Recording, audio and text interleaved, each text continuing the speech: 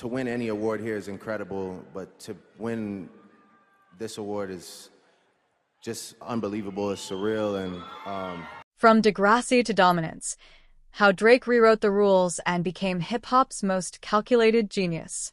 Look, before we even get into this, let me tell you something real quick. Drake didn't just happen. Nah, this wasn't luck, this wasn't coincidence. This was chess while everybody else was playing checkers. And if you think you know the story, trust me, you don't know half of what really went down. But we're about to break it all down, no fluff, just facts. So if you're new to Celeb Clope, hit that subscribe button right now because we don't do surface-level gossip here. We go deep, we go raw, and we tell you what really happened in these streets and behind those studio doors. Now picture this. Toronto, mid-2000s. There's this light-skinned kid on a Canadian teen drama, playing a character in a wheelchair, getting maybe $15,000 per episode. His government name? Aubrey Drake Graham. Most people saw him as Jimmy from Degrassi, and that's it. A TV actor. Safe. Predictable. But Drake? Man, Drake saw something completely different when he looked in the mirror.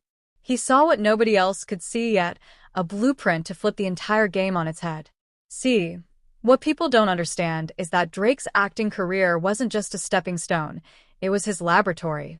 While he was on set learning how to command a camera, control a narrative, make people feel something through a screen, he was studying. He was watching how entertainment works, how to build a character, how to make people invest emotionally. And that right there? That became his greatest weapon when he stepped into the booth. Because hip-hop had never seen anything like what he was about to do. 2006 hits and Drake drops his first mixtape, Room for Improvement. Now let's be honest, it wasn't a classic. It was rough around the edges. The production was basic, but you could hear the hunger. You could hear a kid trying to find his voice in a world that wasn't checking for him yet. Then 2007 comes and he releases Comeback Season, and this is where you start seeing the Drake we know taking shape. He's experimenting, blending singing with rapping, getting more vulnerable, talking about his feelings in ways that would have gotten you clowned in the streets back then. But Drake didn't care. He knew where this was going. And yo, if you're vibing with this breakdown, make sure you're subscribed to Celeb Clope because we got so much more coming your way. The secrets, the drama, the real stories behind your favorite artists. But here's where everything changes. 2009, So Far Gone drops and the culture shifts overnight. Best I Ever Had becomes the soundtrack to every summer fling, every heartbreak, every late-night thought. But it wasn't just the music, it was the timing, the strategy, the execution. Drake released this as a free mixtape when everybody else was trying to sell albums. He understood the internet before the internet understood itself. He knew that if he gave people quality for free, if he built that connection, that loyalty, they'd run through walls for him later. And they did. What made So Far Gone legendary wasn't just the songs, it was the feeling. Drake created an atmosphere. He made it okay for dudes to rap about their emotions, to admit they caught feelings, to be vulnerable without losing their street credibility. And in a genre that was all about being the hardest, the toughest, the most ruthless, Drake came through talking about missing his ex and somehow made that the coolest thing you could do. That's mastery. That's understanding culture at a molecular level. But let's talk about the real power move, Lil Wayne. Drake didn't just randomly end up signed to Young Money. Nah, he was strategic about it. He was sending his music to everyone who mattered, networking, building relationships, making sure his name was in every conversation. And when Wayne heard what he was doing, when he heard that blend of melody and bars, he knew. Wayne saw in Drake what Drake saw in himself, unlimited potential. That cosign changed everything, because suddenly Drake wasn't just some actor trying to rap, he was Lil Wayne's protege. He was Young Money. He was official. Forever drops with Drake, Wayne, Kanye, and Eminem, and now Drake's standing shoulder to shoulder with legends. Think about that. A couple years earlier, he was on a Canadian teen show. Now he's trading verses with the greatest to ever do it. But even on that track, even surrounded by titans, Drake held his own. Actually, a lot of people will tell you he had the best verse. That's when the world realized this wasn't a phase, this wasn't a gimmick. This was a problem. Make sure you stay locked in with Celeb Clope for more stories that'll change how you see the game. Hit that subscribe button if you haven't already. What Drake did that nobody else was doing was blur the lines. He wasn't just a rapper. He wasn't just a singer. He was both, and he was switching between them effortlessly, sometimes in the same song, sometimes in the same verse. He created this whole new lane that didn't exist before him. Yeah, you had artists who could sing and rap, but nobody was doing it with his level of polish, his level of emotional intelligence, his level of understanding what people actually wanted to hear. He was giving women anthems while giving guys bars. He was making club records that also hit you in your feelings.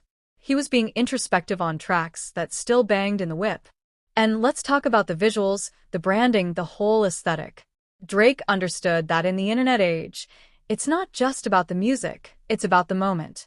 Hotline Bling wasn't just a song, it became a cultural phenomenon. Those dance moves, that turtleneck, those memes, Drake let the internet run wild with it, and it made the song even bigger. He didn't fight the jokes, he leaned into them. That's intelligence. Most artists would have been in their feelings about being turned into a meme. But Drake?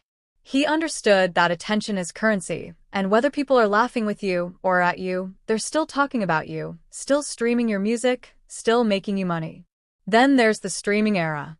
Spotify, Apple Music, Tidal. Drake dominated every single platform before most artists even understood what streaming meant.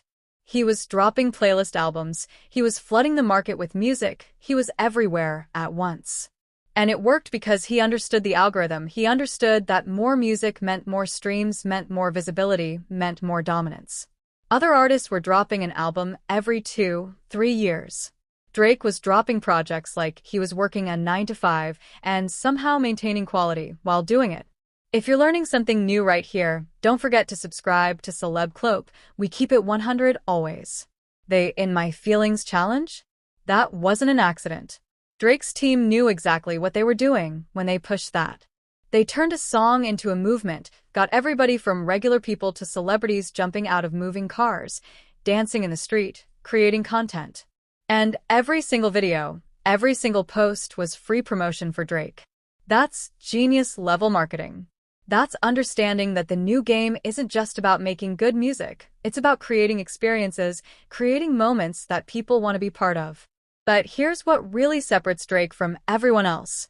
He never stopped being hungry. Even when he was on top, even when he was the biggest artist in the world, he kept evolving, kept adapting, kept studying what was next. He worked with everyone from Skepta to Bad Bunny, dipping into different sounds, different cultures, different markets. He wasn't content just owning hip-hop, he wanted the whole world. And slowly, methodically, he took it. People can say what they want about Drake, and trust me, they say a lot. They'll call him soft, they'll question his authenticity, they'll bring up ghostwriting allegations, they'll criticize his accent switching, his culture hopping, his calculated moves. But you can't argue with results. You can't argue with numbers. You can't argue with a decade plus of complete and total dominance. Love him or hate him, Drake changed the game forever. He made it possible for a whole generation of artists to be emotional, to be melodic, to be versatile. He proved that you don't have to fit into one box, that you can rewrite the rules if you're smart enough, talented enough, and strategic enough. From Degrassi to Dynasty, from actor to icon, from underdog to untouchable. That's the Drake story. And it all started with a kid who refused to accept the limitations people put on him, who saw a path nobody else could see, and who had the audacity to bet everything on himself. That's it for today, but this is just the beginning.